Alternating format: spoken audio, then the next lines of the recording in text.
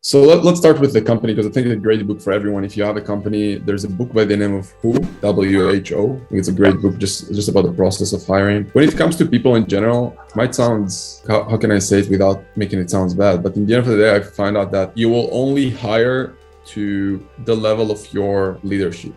I think everything John Maxwell is really good about leadership, just like on how to grow as a leader and how to lead a team. I think he got some awesome stuff. I think those things really helped me with people in general as well, because when you understand yourself and you go through shit yourself and you understand how to heal that, really go through those feelings with yourself, then when you see those things in others, you have compassion to it and you're not just pissed off about people and you're just able to lead them better. The biggest challenges all companies have is that their employees are just not engaged enough. The reason that people are not engaged enough is because they're not excited about the job, but usually they're not excited about their job is because they just don't see how them working in that job will help them achieve their own personal goals. Like in the end of the day, as human beings, we're selfish human beings, right? If you look at like the more you grow, the more you're able to see things in others, the more you understand that, okay, in the end of the day, like by default, they're just selfish and they want to take care of themselves. So you need to ask yourself, how can I make sure that they see that by them working in my company, they'll grow personally as well? Like every employee that you have or you're looking to hire, you got to have a process with them to make sure that you're asking about their goals, their personal, professional goals, financial goals, right?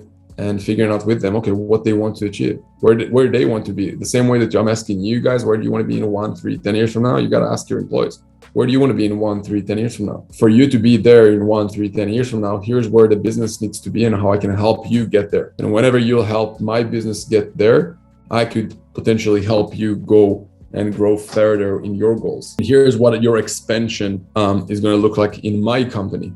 And heck, if you want to do something, whatever other random stuff that is not related to business, let's have some milestones that says that if you achieve a specific milestone that will help me and my business, I will then use a percentage of that milestone to help you with your cause or whatever it is for them. Yeah. I think I read it somewhere that a survey of employees says that like 60+% of employees in businesses are just not engaged in the business. And they're just like, trying to do the least possible in the business. And for those of you who are working in big companies or worked in big companies, like how many hours you see employees are actually productive in those companies. So it starts there. It starts on a personal level. Cool. What can you do to really care about them? And when they'll feel like you care about them, they'll work for you. I think reading stuff I like sports stuff, like reading stuff from coaches as well. There's a great book from Phil Jackson on just his process of leadership, enjoy sport myself. So everything of seeing, okay, cool, how a great manager leading a sports team. It's the same process as leading a business. Mark, you've been saying that, like business is the only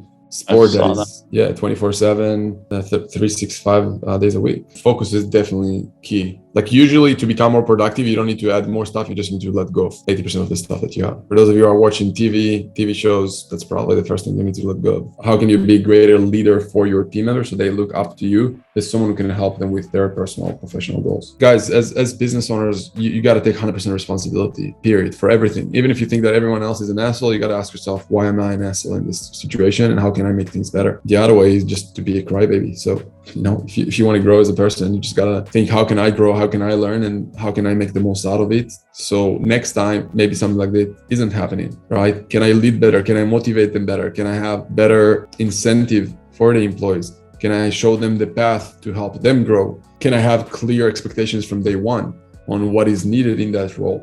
Can I ask a lot more questions in the beginning, like who are those people, to understand their values as human beings and to see if I can even relate to those people, and if what they are as human beings can be what I'm looking for in my business. That's on a personal level. Then on the skill side, what can I do before I hire someone, right? How can I have maybe some kind of case studies or test, or can I work with a person for a small fee before I hire him full time, right? Can I start with him as a freelancer or part-time or just on an hourly basis before I commit to a long-term relationship with him, right? Can I let him literally work with my team for a day or two just to see how he's working? If you have a team of employees, you will learn so much just by bringing someone to that team and see how he's reacting with them. After one day, few hours, you'll see so much. When you recruit, it's just not long enough and you don't filter strong enough. If you look at the biggest companies in the world, like Amazon, Google, did you ever talk to anyone who tried to work with those companies? It's a nightmare. It can take you months to get hired in one of those companies. I bet that's probably one of the reasons why they're those companies are so good because they filter so much. It's a whole department and they're looking at it like almost like selling a product, right? So the same way that they market their products and services, they market on working with them. So that's something to keep in mind as well. When you have problems with employees in general, it comes down to just not setting clear expectations, not filtering people fast enough in the beginning, and not showing them a better future. Because no one wants to work for $20 an hour, but a lot of people I know will want to work for $20 an hour if you show them how that work in the next 6 to 12 months for $20 an hour will lead them towards 30, 40, 50, 100, $1,000 an hour, right? When they see a path, they'll be more motivated. They'll have a better work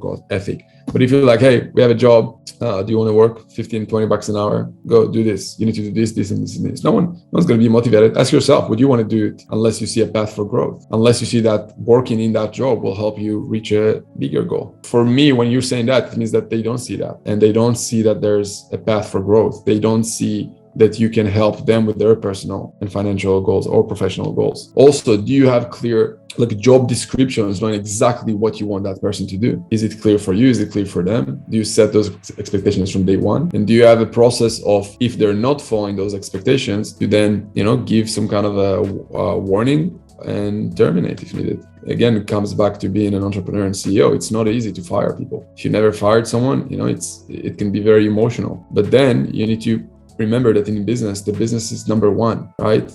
Business is not a family. Great business is not family. It's a sports team. So if someone is not good, they're going out of the team. There's a new draft every year. That's how you need to look at a business. And of course, can you bring some things from a family into a business? Of course, why not? Make everyone more close to each other, for sure. That's awesome. But at the end of the day, business is a war.